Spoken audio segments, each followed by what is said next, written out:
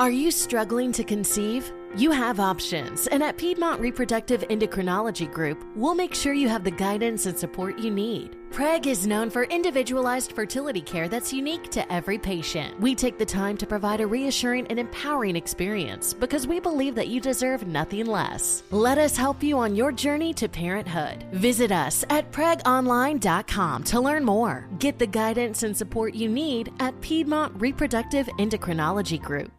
With the Lucky Land Slots, you can get lucky just about anywhere. This is your captain speaking. We've got clear runway and the weather's fine, but we're just going to circle up here a while and get lucky. No, nothing like that. It's just these cash prizes add up quick. So I suggest you sit back, keep your tray table upright, and start getting lucky. Play for free at LuckyLandSlots.com. Are you feeling lucky? No purchase necessary. Void where prohibited by law. 18 plus terms and conditions apply. See website for details.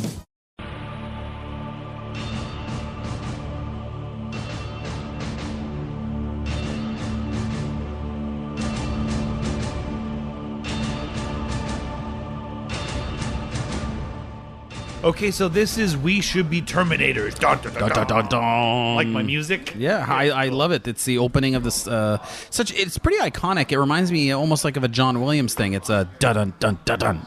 Dun, dun, dun, dun, dun. I made $1 million. I made millions of dollars. Yep. Yeah. Sounds about right. James Cameron just printing money is what that sound was. That's all it is, right? Yeah. That's even before before Titanic and Avatar. Oh, yeah. I mean, he knows how to make money. He doesn't necessarily consistently make movies. Like, he makes one a decade, but, like, when he makes one, it makes, like, $1 gazillion. But let's be real. We are reviewing Terminator 2 today. Part 2. There was a point, and I made a note about how they said to James Cameron, oh, you wanted to do $100 million? Well, here's $150 million. So what did he do? He just added a whole bunch more guns. Yeah. Everybody had guns. Everybody had big guns. Oddly enough, except for Edward Furlong, John Connor character, he specifically said he did not want him to carry guns because he thought a child carrying the gun didn't feel right. Yeah. So if, in the movie, you'll notice that even when there's guns around and there's guns to be picked up, he never picks up a gun. That's not true. He reloads the gun in the back of the cop car when they're running from the guy. Ooh, you're right. When they, yeah. When they're that's touche. Oh, sorry. You read that wrong. Okay. I'm out.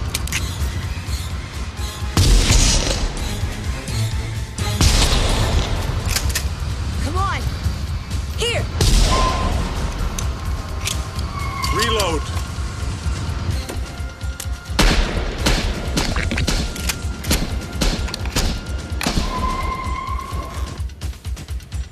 Last one. Sorry. Oh, by the way, my name's Chris. Oh, yeah, hi, Myra. This is we went a minute and a half before. Wow, look at us. We're moving on. So we're talking about Terminator 2. This movie came out in 1991. It was directed by James Cameron. It has Arnold Schwarzenegger, Linda Hamilton, Edward Furlong, and Robert Patrick. Now, you millennials and people that are over the age or under the age of like 25 don't know who James Cameron is because he really hasn't put out a movie in about that long. And if all you know him from is from Avatar, then that's okay because all of his other movies are just like, if you look at the highest grossing movies of all time, he's got like 2, 3, 4, and 5. Yeah. So, and Avatar 2, 3, 4, and 5 are actually on its way. Right. They'll come out, and all you millennials, if you're 25 years old, those movies will be coming out when you're 35 and again when you're 65. If he keeps his current pace, yeah. And I'll be dead. So, I mean, I'll just be dead. Eric will be dead. I will be long dead. Okay, so the first thing that I can take away from this movie, and I'm not going into the content of it, but I remember pushing play and going, wow, it's over 2 hours. Yeah. For something that came out that long ago. I was going to say, and I was just about to say that at the time, going over 2 hours was considered like the death nail. It was, like, what are you crazy? Like, nowadays, if an action movie is under 2 hours, they're like, oh, it must be shitty because they couldn't do 3. Yeah. Nowadays they're pushing out 3. Yeah. So I do think that this is kind of revolutionary for its time. This is definitely, I think we'll all agree that this is the best of the Terminator movies, right? Like this is the best. Had the best storyline. Yep. It's weird that we would pick a sequel as the one that we would do, but this one is the one that stands out. In fact, when you hear Terminator, you think of Part 2. Yeah, right? Yep. Came out in 1991. It didn't win any awards, but the special effects were pretty groundbreaking. It was done by Stan Winston, same person who did the Jurassic Park, a lot of the Steven Spielberg movies. Which is also, it was an original ride at the original Universal Studios in Orlando when it opened. That's along right. with Backdraft and Jurassic Park. I loved the Backdraft ride. That was actually fantastic. Yeah, it was original. It was So really cool. starting off in the movie, if you don't know the basic plot is a cyborg identical to the one who didn't kill Sarah Connor in the first one, now is actually sent to protect her teenage son John Connor from a more advanced cyborg that is there to kill him to prevent a future war. Correct, but you don't know, which I thought was really cool, and I didn't really catch on to it when I watched it as a younger person, but I caught on to it big time being older, is that you don't know that Arnold Schwarzenegger is there to protect him until over 30 minutes into the movie, because he's just there. And just there. And the other guy is a cop guy, and you're like, oh, well, he must be the good guy. They lay it out. He even steals bikers and got a bike. Yeah. And he's doing violent things, so you're thinking he could be the bad guy. And remember, he was the bad guy in the first one. So the first 30 minutes, you're like, he's the bad guy, and then they meet in that iconic hallway scene. So anyway, very cool. So I think you're exactly right. I think that was smart storytelling on James Cameron's part of not quite knowing.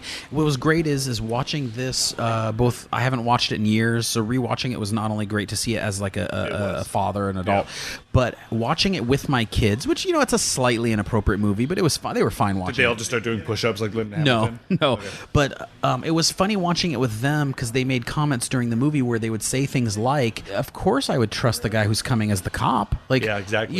If a cop walks up to me and the biker walks up to me in all this biker gear, and one of them's this big buff, crazy-looking biker, and the other one's a calm-looking cop, you're of course going to go towards the cop. Yep. Like, so Clean I think cut, that they shaven. did that role reversal was really good. So actually, really early on in the movie, we see naked Arnold. See, and that's a question I have. Yeah. They have time travel capabilities. They can send people back in time, but they can't do it with clothes. But they can't do it with clothes.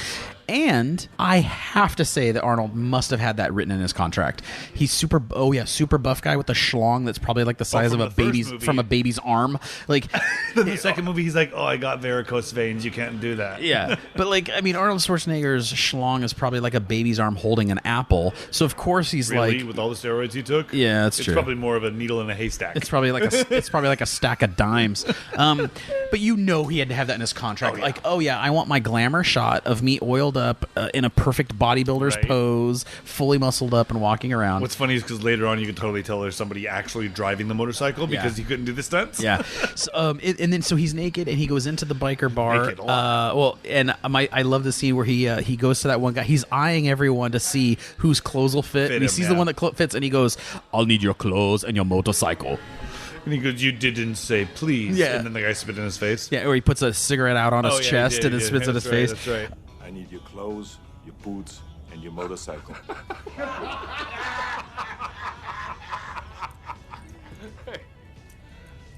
You forgot to say please. I also like that, he takes the sunglasses and the motorcycle, and I learned that both of those were actually made for him. They wanted, so they custom designed the bike for him, and they actually customized the sunglasses because they want the coolest possible sunglasses. Wow. And actually, after this movie came out, they sold a lot of those sunglasses. I bet, but they sold the bike too. Yeah. That's funny though because he puts on the sunglasses and it's dark. Yes. It's nighttime. It's nighttime. Because he's a freaking cyborg, dude. The guy can see everything. Is there anything you have about that scene where they're first kind of landing and they're both naked? They come out of their little orb of whatever the hell that was. Why naked? Even in Spaceballs, they could teleport people with clothes on. Spaceballs! That might have to be a movie we do. Other than that, no. Just the beginning is just it's iconic to the franchise. So. And it is a really good ending. I think you hit the nail on the head where they did such a good job of you're watching in the first 30 minutes of the movie, you kind of don't know what the hell's going on. What's going on? I think I like that. Linda Hamilton's character comes on screen. The Sarah Connor character. Let's just face it. She looks like she could seriously kick both of our ass, right? Yeah. And she's pretty much always in a wife beater. Yep. Which again, she is a wife that would beat us. Yeah. Very much so. Yeah. My wife beats me, but it's just more an emotional beating. Yeah, with corn tortillas. Yeah.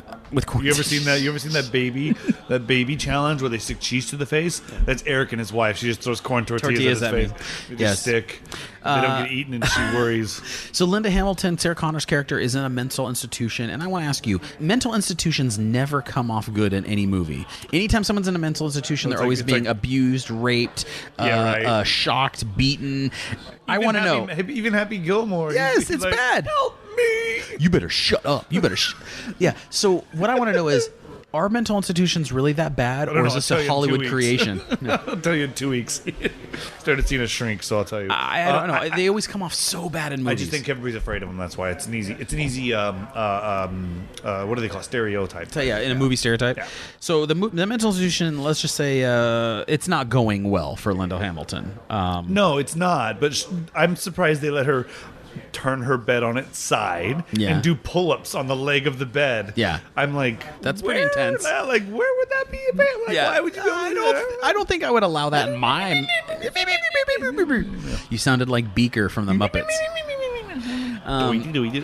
Yeah, no, I don't know why they would do that. But other than that, like that guy that's the doctor, he totally plays a dick. Yeah, and he reminds me like he would play a dick in every movie he's in. Yeah. That's he looks like that kind of guy. So shortly after that, they they break her out. Yep, they do. Okay, is that before? Anytime. So well, actually, no. Let's go back a little bit. Let's go back. So we have Arnold is now showing up there, now trying to find John Connor, who is at the mall with his buddy, right, playing video games, right? Yep. So I don't know about you, but anytime I see a big, scary, muscly biker with a box of long stem roses, I assume he has a gun in there. I would assume he was a stripper. Yeah. But then again, we have different backgrounds. Yeah, there is an inside joke. So he's carrying roses with guns and roses, and the kid that he's after in the scene is wearing an LA Guns shirt. Now, LA Guns mixed with the LA Roses and became Guns N' Roses. That's how the band started. So he's walking in with a box of roses with a gun, and then the kid's wearing a Guns N' Roses shirt. Or LA Guns. Did you look that up, or did you know that? I noticed it, and then I looked it up to make sure I was right. And they said that was an inside like thing. That's cool. Guns N' Roses does one song on the soundtrack too. So I think I knew that. But then again, I've had lots of beer. So after that, so they're in the mall now. They get to they get to where they escape the mall. He's on his little mini bike. He's trying to get out of there because the cop played by Robert Patrick is chasing after him, and that's when Arnold kind of catches up to him on the motorcycle and grabs him. And I had questions about this one because they go in those. It's basically the LA River.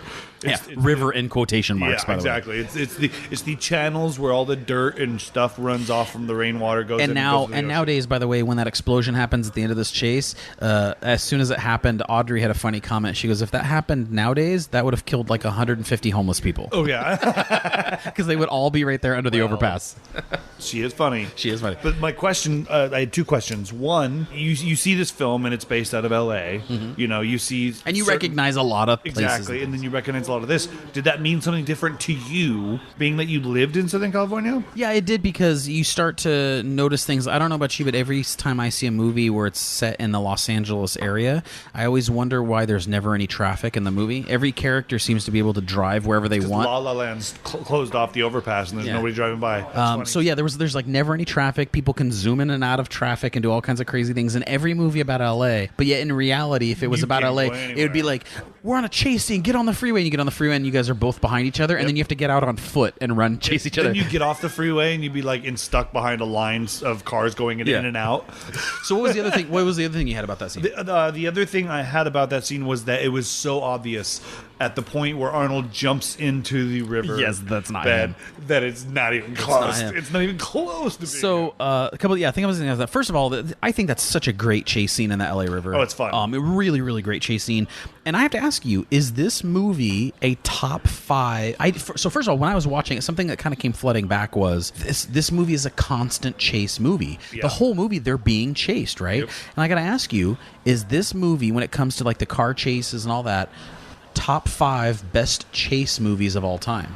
Because I was thinking about it, I'm thinking to myself, like, holy crap, this whole movie is them being chased. It has some great car sequences. It has some great motorcycle sequences. When the liquid one's on the back of the cop car and it's got its arms out. I mean, they're constantly being chased, and there's like eight or nine really, really good chase scenes in this movie. I'm thinking it's got to be, I don't know if you've ever seen the movie Bullet with Steve McQueen. It's considered one of the legendary old school car. It's like 15 minutes long. It's like a 15-minute long uncut car chase. Opening scene. Like it's fantastic. But yeah, so I thought that, and then the other thing I learned is so when he's riding the motorcycle, he's trying to catch up to John Connor. Correct. And you see him riding the motorcycle through traffic, shooting the locks off of. Now this is still before he's ever run. He's never even actually met the kid yet. Yeah, exactly. So he's driving, he's shooting the locks off the gates, and he's going through and everything like that. So when he's riding the motorcycle and he's with one hand flipping the gun to cock it. So to cock the gun by flipping it, that was James Cameron's homage to an early John Wayne movie called Stagecoach, which John Wayne made that like whole flipping the whole gun to cock it like famous. Okay, and like in fact, John Wayne's introduction to cinema, where you first see him on screen, is this shot of him kind of cocking the gun that way, and it's called a hero shot, where they like zoom into him and it looks all glorious. James Cameron, it's his favorite movie of all time. So he said he wanted his hero shot to be of Arnold doing that same gun flip, which I thought was cool. But I learned that in order to ride the bike, act, look cool, and cock the gun, it took Arnold lots of practice. I mean, you can imagine that's got to be pretty hard to do. Oh yeah. And I'm sure I guess he did like 2% of it. Well, yeah, but they said that during the scenes when he's cocking that gun, he kept pinching and catching his skin on the gun. Oh yeah. So they said he had to, in some scenes you could barely see it, he had to kind of wear a prosthetic part on his hand because he was ripping it open. Like he was literally like bleeding on that hand. I know how that would work. It hurts. I used to shoot a 30-30, which was lever action. Yeah. Crazy. If you pinch your finger, your hand, it hurts like hell. I don't care how big and strong you are. Once it hurts. You do it multiple times. In that same scene, I think the truck going over the bridge is such a fantastic scene, because there's that moment where nothing happens and both characters think they've escaped. Yep. They stop on the motorcycle. Arnold has already grabbed him off of his bike and pulled him up onto his Harley. Yep. They stop because they see, we escaped. We made it. And there's a pause, and then the car just goes right through the top of the thing. Well, plus it also gets like capped. The top of it gets cut off on another bridge. Well, he's driving under a lower bridge. And he just ducks. So the Edward Furlong character, so at this point you're kind of introduced to him. You see that he's kind of a troubled kid, a bad kid, what have you. His mom's crazy. Yeah. Do you think Edward Furlong's voice was really that squeaky, or was he acting? Because his voice cracks a lot in this movie. It does. I want to say it was what James Cameron probably wanted, because in American History X he doesn't have the squeaky. So follow-up question to that. When watching this movie, I could not decide, and I'm being 100% honest on this here, is Edward Furlong a good actor or a bad actor? I literally can't tell. Was he great in this movie, or was he shitty in this movie? This was his very first role, you know it, right? Yeah. You know how it all came about? No, I do not. Somebody found him. The way it was is he was out somewhere, and James Cameron found him, or somebody found him and said, "Hey, you want to be in this movie? I think it'd be great. Come audition." Then he auditioned and got it. Like this. Wow, that's he fantastic. He was supposed to be an actor or something like that. Well, he obviously wasn't, because I haven't seen him do anything since then. He did American History X. He did one other show, but he is coming back to the new one. You heard that, right? I did not. Eddie Furlong and Linda Hamilton are both in for the new one, along with Arnold. Wow. So I'm excited to see. Well, Linda Hamilton needs that heroin money or whatever she's taking, because she looks like an addict. Oh, I haven't seen her in a while. Yeah. She looked like an addict in that one. Yeah, but she that's looked like a ripped addict. right. But no, I would say that it's not bad acting. It was adequate. Okay. Yeah. Okay. It didn't take away from it. The squeaky added a little bit. Yeah. So we learn a little bit about the two cyborgs. We learn that Arnold's the T-800, and the other one's a T-1000, and how much better that one is. So Arnold's a cyborg that is a physical cyborg. The other one's essentially like liquid metal. And if you didn't know that already, why are you listening to this show? That's amazing. Fuck. So I have a question about the T-1000 then. So he's this liquid metal, and he can kind of turn into anything. How come he always turns back into the cop? That is a great question, and I thought of that too. I don't have an answer. Why? Because he probably I mean, I get it. It's because that's the actor they hired. Well, obviously, but I also think that it was a logistics move when if you see a cop running after someone, you're like, oh my god, he's trying to chase a bad guy, rather than if it's just somebody random, you're like, oh my god, what'd they do? Yeah. So with a cop, he knew that he got less shit. So the scene. So now John Connor is learning about the T-800, and he learns that he must do whatever he says. He explains to him that essentially I'm here to do what you say. Yep. And as soon as he learns that, he makes him stand on one leg. leg, which I think is odd, which is hilarious. Yeah. And then he makes them beat up the bike. I love how at first he's screaming for those bikers, hey, come help, this guy's grabbing me. And as soon as they get over there, he's like, fuck you, get out of here, punks, losers. And he's like, don't kill him. Like, I know this kid's supposed to be sympathetic and he's supposed to be one of the heroes of the story, but he's kind of a shithead. He is. But it's funny because he goes, what are you doing? Don't kill him. He goes, I'm a Terminator. That's what he does. He literally says He's literally like saying, that's my job description. Yeah. Jesus, you're gonna kill that guy. Of course, I'm a Terminator. He convinces him we got to break my mom out. We got to get my mom. Which I have some stuff about this. So when they get there, there's a scene where the security guard, and so James Cameron, every time that someone gets imitated by someone else, a mirror image of themselves, I've learned that all of those people were twins. So James Cameron casted twins on those roles so that the other twin could play the mirror image of themselves. If they were in the same scene. If they were in the same scene. But in the hospital, when the T-1000 is coming out of that checkered floor to kill the guard, I don't know about you, but I immediately thought that looked like a Tim Burton scene. It was really cool. Oh, yeah. It looked very Tim Burton. It looked very, very Beetlejuice. Totally did. Yeah. But what else did you have about that one? Well, when you're right about the twin thing, those redheaded guys, the security guard, they were twins. They were from Gremlins 2. They were in that movie. That's right. They were Gremlins. So they're famous for being that way. So I thought that was really, really, really smart and cool that he did that. So I forgot how much this movie had nonstop action. So not only did I forget about the car chases, I just forgot that it's literally just action. But the other thing was her dreams. Her dreams really got me. Oh, about the nuclear holocaust kind of dreams. And like she was burning, and I think that scene scared me the most in the movie. It's like that scene and the scene from Raiders of the Lost Ark where that Nazi melts when they open up the that one always scared the hell out of me. Both of those scared the shit out of me. I also hated it in Indiana Jones when the guy got really old really fast because he drank out of the wrong cup. Yeah. That one scared me on too. the third one, Last Crusade, So they're at the hospital and they're trying to escape. That's a pretty intense scene. I think one of my I'm going to mention it a few times, my favorite scenes. One of my favorite scenes, it definitely makes my top 2 or 3. So Sarah Connor is running and she's done so much work to get us out and escape. She hasn't fully escaped yet, but she's done like a lot. The door. She's done everything. She's now running and the door opens and she sees the Arnold Schwarzenegger character coming out and she panics and falls to the floor because remember, the last time she saw this guy, he was the guy coming to kill everything. They're coming around that corner. They're coming around the corner, and I thought that's such a great scene because she doesn't know what's going on yet. No, she doesn't. She just sees him and she's like, this is the worst thing that could possibly happen at this moment. Like, I'm escaping. I'm gonna get out of here. Great. Are you kidding me? Right. So as they're escaping, you have him chasing Robert Patrick, the T-1000 chasing a car. Yep. That's where he clamps onto the back of the car with his metal arms on it. And it was funny, when we were watching it, my youngest daughter, kind of exasperated, she goes, I even wrote it down, she goes, Dad, like, how do you get away from this guy? And I thought it was funny because I think that sums up the entire movie. The entire movie is, how do we get away from this guy? Like, that's how do you hide from him? But he knows your ultimatum. He knows what you're trying to do. He knows your forte. So he's going to go exactly where you're going to go because you're a robot, and that's what. So do you have anything else about that escape scene before we get into the ones after that? The escape scene. The only thing was when the T-1000 was going to hit the back of the windows and the guy has his arms. It looked a little fake. You think so? I think it did a little bit when he was hitting the back window out. Other than that, everything was fun. I like how the piece got shot off of his arm or whatever it was, then thrown off by Furlong, and then Lucky Land Casino, asking people, what's the weirdest place you've gotten lucky? Lucky? In line at the deli, I guess? Aha, in my dentist's office. More than once, actually. Do I have to say? Yes, you do. In the car before my kids' PTA meeting. Really? Yes. Excuse me, what's the weirdest place you've gotten lucky? I never win and tell. Well, there you have it. You can get lucky anywhere, playing at LuckyLandSlots.com. Play for free right now. Are you feeling lucky? No purchase necessary. Void where prohibited by law. 18+. Terms and conditions apply. See website for details.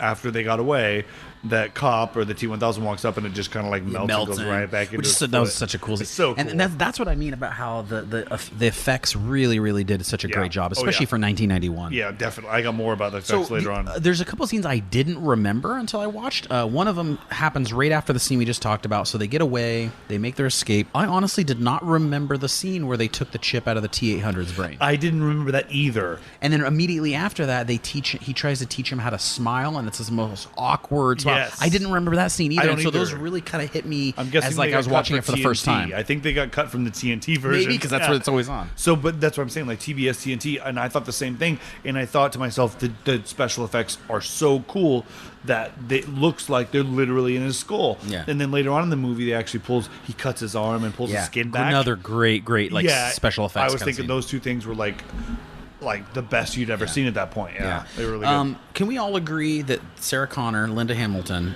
her character was abused as a child? I mean, she's got some issues. Well, she lived with a beast. Yeah. No, I don't get that one. Don't you remember Beauty and the Beast? Beauty and the Beast. 1980 TV show. She was the beauty. Right. I remember that show. She had to live with the Beast. Yeah. Of course she was beat. I just think that she obviously has some things wrong with her. Let's just say that she maybe kind of needed to be in that mental institution. Well, I think if you have two people come to you from the future and one wants to kill you and one wants to F you, it's like I'd probably go crazy too. So shortly after this is when so now the plot has changed. Now everyone's teamed up. We know who the good guys are, we know who the bad guys are and all that. So now she's going to kill the inventor of Skynet. Cyberdyne. The chips guy. Yeah. Okay. I don't know his name, so I'm just going to call him Skynet guy. Yeah. Okay. So I think that scene where she's about to shoot him and that toy truck hits him and he ducks out of the way is such a great. That's where James Cameron, I think. Listen, he did great action sequences. He does fantastic CGI and special effects. All of that is fantastic and great. But the small moments like that, I think, are what makes them a movie. What separates good movies from just shitty action movies. Yeah. Because there's this moment where it's created all this tension, and then you create even more tension by actually not killing the character. He ducks out of the way in just that small moment. Yeah. And I think that led to such more of the story because now she had to go inside to kill him, right? Well, once she goes inside and sees him face to face, she can't do it. I think that led so much. That little moment of the little toy truck hitting his foot was such a big moment and really well directed. Yeah. So obviously we're progressing in the movie. We're about to now. We've already changed the whole movie because now they're all teamed up and they're together. And she's about to walk in and there. And a thought I had at that moment was, can you really blame them for locking up Sarah Connor? Because if she came to you and she told you the story that she described about the future, and by the way, she's also aggressive, combative, and uses weapons and all that. Yeah, has them hidden. She would be locked up. And by the way, she should be locked up. Now, granted, she doesn't deserve to be locked up and have her face licked and shocked and beaten, but she really should be locked up and medicated. Yeah. And by the way, her son should also be locked up and in jail because he's not a good kid. And he also knows where the guns are. Yeah, he also knows where the guns are. So now they're inside. Okay, they're in with the Skynet inventor and with the Skynet guy. One thing I have that I thought it's another this weird one where I have two sides of the coin here. Number one, I'm super impressed with this and I buy into it, and another part of me doesn't buy into it. Okay. And that is where the future is now explained to him, right? Yes. They all show up. The future's explained to him. He not only takes it really well, he actually seems to fully understand and comprehend and think it's a reasonable outcome. He's literally like, oh yeah, I could see how me inventing this all works. You would think from a storytelling standpoint he'd fight it and go, no, fuck you, I'm just doing this. Whatever. He really kind of goes, oh yeah, okay, so how do we stop it? He comes to it right away. He literally sees it right away. Now I think that was good storytelling, but at the same time I'm like, do I really buy that? Here's a guy whose life's work, you tell him he's going to destroy the world, he's kind of like, yeah, okay, I see it. He's like, instead of that, I'll just destroy the third floor. Yeah. The one thing I thought was funny that actually went along with the whole Cyberdyne situation where they were in there was two things that happened, and it was very conducive and hilarious, and most people might not have caught it, and I didn't catch it until I watched it this time, was when the second security guard comes downstairs, goes into the bathroom, finds that security guard tied up. Mm-hmm. He goes, oh, yes, shit, no, send everyone. Yeah. And then later on, after they're doing their thing, Furlong gets the thing, and they got the arm, and they got the microchip, and he looks outside, we have visitors. Shit, we got visitors. And then he walks up to his mom, and he walks up to the Terminator. He's like, we got company. How many? All of them, I think. I actually wrote that down too because that was a funny scene. I thought that was really funny. That was really. They were like 5 minutes apart. So that scene in there is another great shootout fight scene. Arnold gets to shoot a ton of guns. But I like how he can't kill anyone. I know, which I thought was fantastic. Smart, really, really smart. I love that one. So my favorite scene. So now I've told you about a couple of mine that make my top three. My absolute favorite scene in the movie. So the Skynet inventor gets shot, and he's holding the bomb that is a remote trigger, and he's hyperventilating, and the SWAT people come in, and he's like, well, he's holding. In fact, you should play that scene. Okay, we'll play it right now.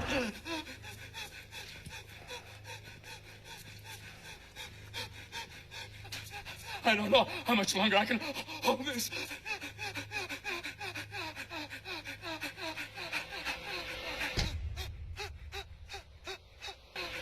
Go back! Everybody out! Go back now! Go, go, go!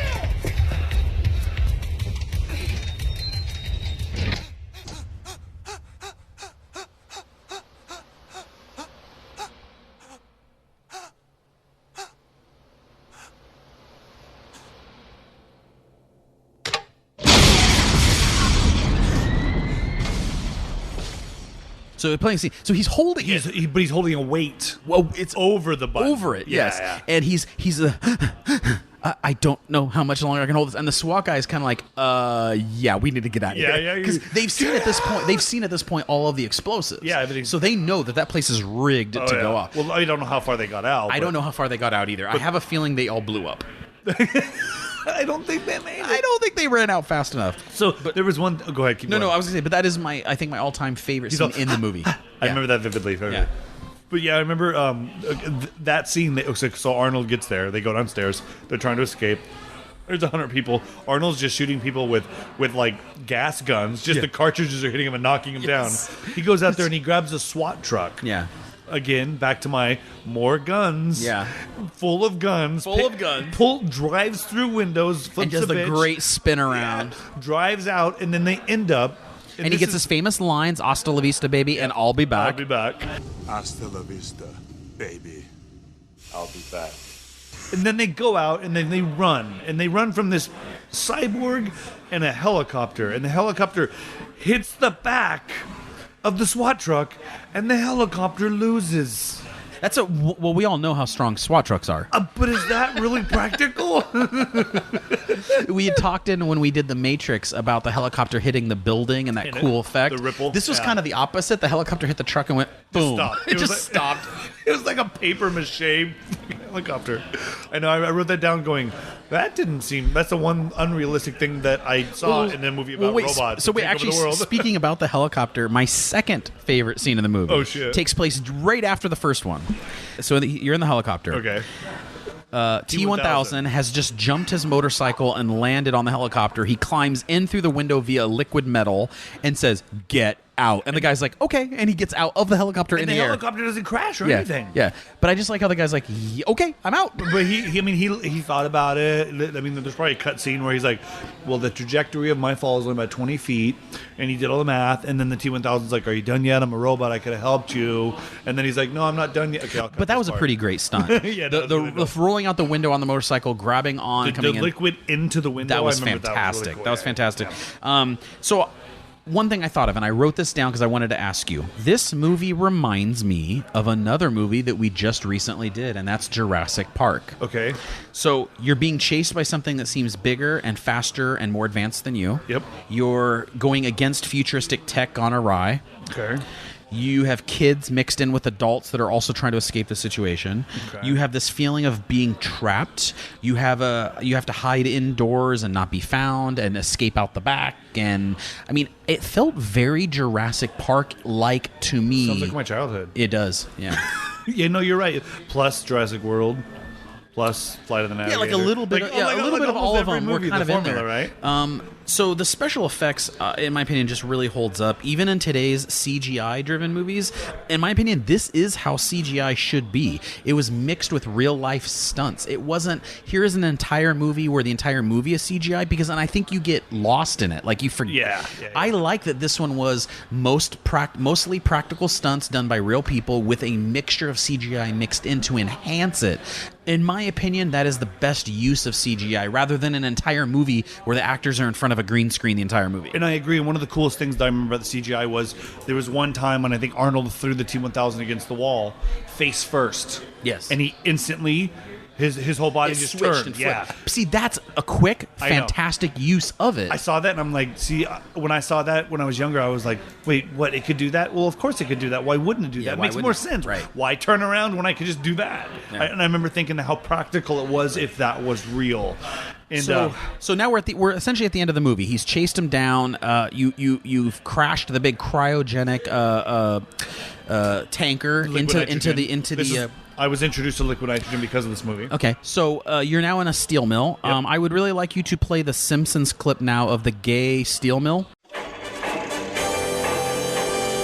Bart, I want you to shake hands with, what's your name, fella? Roscoe. Roscoe here runs this mill. He's going to show us around and let you get a first-hand look at real all-American Joes doing what they do best. Why the hell would I want to see that? You'll thank me on your wedding night.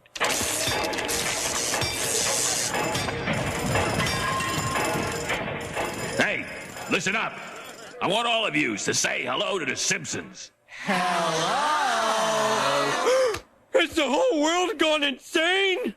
Stand still. There's a spark in your hair. Get it. Hot stuff coming through.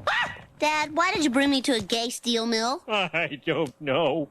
This is a nightmare. You're all sick. Oh, be nice. Oh, my son doesn't stand a chance. The whole world's gone gay. Oh, my God. What's happening now? We work hard. We play hard.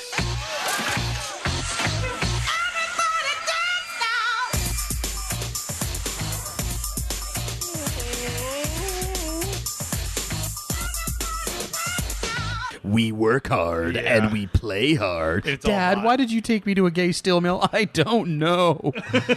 So we're at the end now. The cryogenic tanker has another great scene where Arnold literally climbs up and attacks the guy in the truck and shoots them all up and blows them all out. So fantastic, cool. right? So great. Fantastic. So it crashes. Now, here's a question I have for you. He gets out and the T-1000 freezes and breaks apart. Starts walking slow, breaks an ankle. So why can't you, as the characters, gather up all those blobs and separate them? Like, don't let them accumulate and come back together. You have them, even when they were melted, why can't you say, I'm going to take a little bit and throw it down this drain and a little bit and throw it over Why here? would you do that once you throw it all into the refinery or where the hell they would eventually? Okay, so what's the worst case scenario? You broke it up into 1,000 different pieces. He comes back as a little mini Terminator and he's kind of a cute one. It's in his pocket. Look, he's going to kill us. Oh, isn't it cute? Yeah. Oh, like Indian in the cupboard. Like, you see him all broken down. Terminator in the cupboard. Exactly. But you see everyone go, keep running to escape. Yeah. And I'm thinking to myself, before he gathers back up, do something about it. I remember thinking when that truck slammed and the guy started walking and his ankles broke. Yeah. I was like, that's too easy. Yeah. And I'm like, that's way too easy. Like, this isn't. I'm like, 2 hours? No, this is. Oh. And that was really great. I like the comeback. Now, don't get me wrong. I like, from a story standpoint, I like the comeback. But I'm just thinking from a practical sense, if I'm one of those characters and I see him crumbled on the ground, I'm like, while he's crumbled, because he's going to always beat us. Yeah, he's always. So while he's crumbled, can we do something about these pieces? Like, while it's let's grate it up and throw it on some salads. So we get the end of the movie. Yeah, exactly. We get the end of the movie. Okay. They now realize they need to destroy. They've destroyed the character. You need to destroy the T-800s himself. Yep. Arnold needs to destroy himself. He lowers himself in, and they destroy the chip and all that kind of stuff. My daughter at this moment, my youngest daughter, cried when the Terminator gave the thumbs up as he went in. She started crying. Really? Which I thought was sweet. I do that every day after school when I drop my kids off. I always put the thumb out of the window. I'm like, I'm probably going to die today. No, I'm just kidding. So that's the end of the movie. Did you have anything else? I have some fun facts about the movie, but did you have anything else you wanted to say about the Terminator? About any of those scenes or any of the last little stuff? Oh, there's one thing I did write down. Other than that, I think I covered everything, but the one thing I did write down was, can you imagine the memes that would have happened back then of Arnold pulling that SWAT truck in and pulling it around and parking it and the doors opening up and it would just say, your Uber's here. Yeah, something like that, yeah. Yeah, you're right, actually. There would be a lot of these. Uber XL. So I think overall the movie holds up really well. The special effects are still fantastic. Really I mean, I wouldn't be doing a new one. Well, think about it. This is 1991. How many years? I'm bad at math. How many years has that been? 28 years? 2000. 28 years. 2011, 2021. Minus the... So it'll be 30 years in a few years. Considering this movie's almost 30 years old, the special effects were fantastic. They were really fantastic. But that's my point, is because they were minimalist with it. They used the special effects when they had to, and the rest of the time it was real formula. Blows up and all that kind of stuff. Yep. So I thought it was fantastic. So I would like to get to a little Terminator facts. All right, some Terminator 2 facts.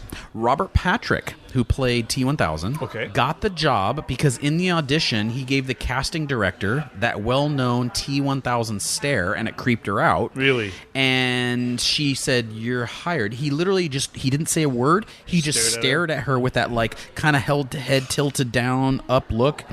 He said he based it off of this character from Psycho, Norman Bates. Makes sense. And he said he did that stare in the audition, and she just was like, "You're hired. We need some guy who looks really, really creepy." I figured they did the same thing that they did in Major League, and they made Wesley Snipes run. Yeah.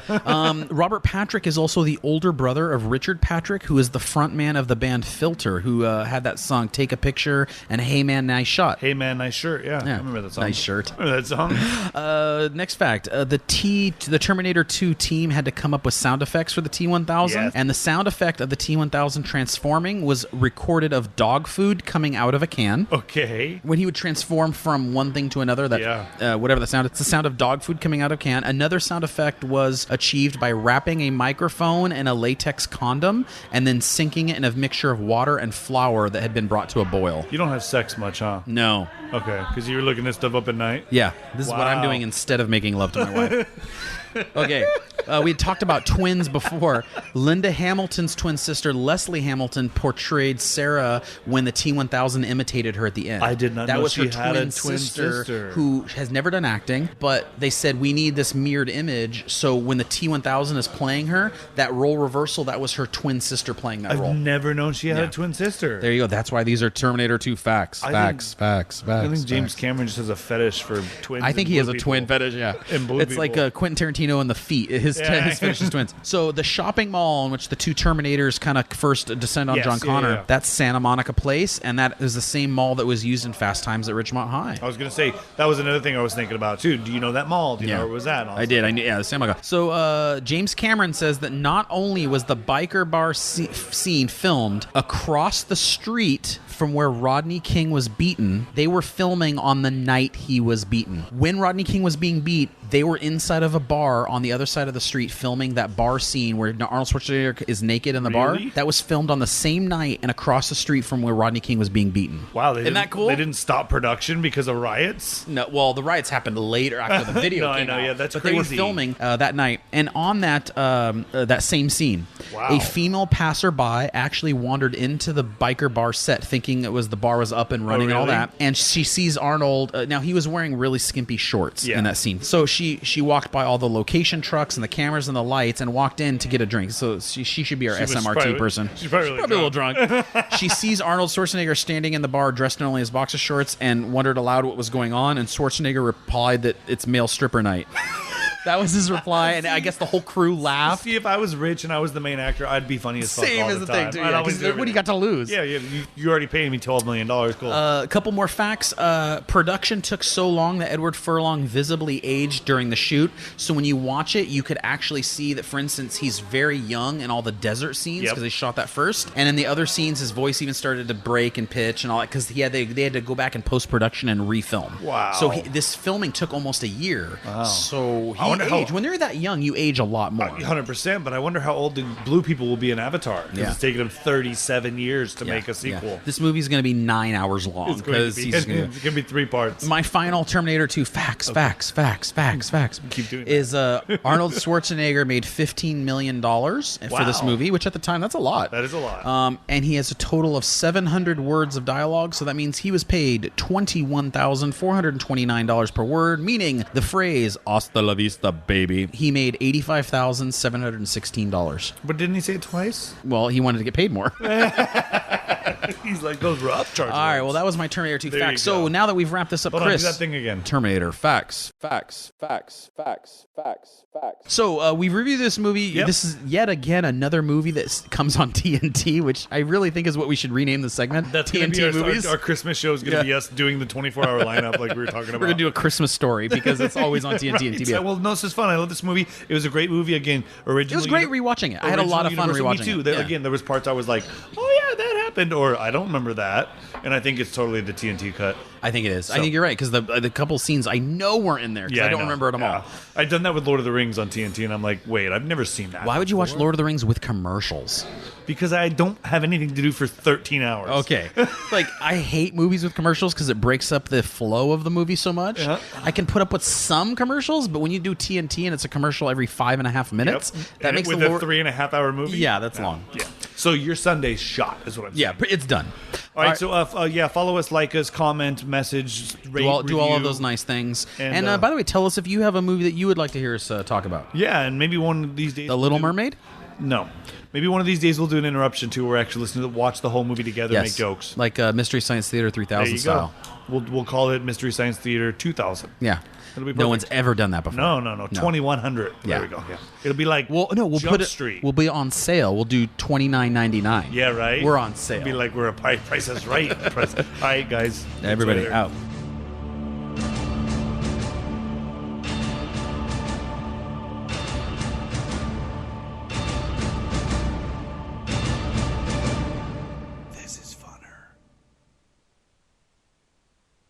Judy was boring. Hello. Then Judy discovered ChumbaCasino.com. It's my little escape. Now Judy's the life of the party. Oh, baby, mama's bringing home the bacon. Whoa, take it easy, Judy. The Chumba life is for everybody. So go to ChumbaCasino.com and play over 100 casino-style games. Join today and play for free for your chance to redeem some serious prizes. ChumbaCasino.com. No purchase necessary. Void where prohibited by law. 18 plus terms and conditions apply. See website for details. You've got goals for your small business. That's why now's the time to level up your marketing with Constant Contact. With powerful tools to find and connect with new customers, manage your social posts and events, and send automated emails and texts, you'll stand out, stay top of mind, and see results fast. Constant Contact's cutting-edge technology makes marketing easy so you can focus on running your business. Start achieving your small business goals with a free trial at ConstantContact.com today.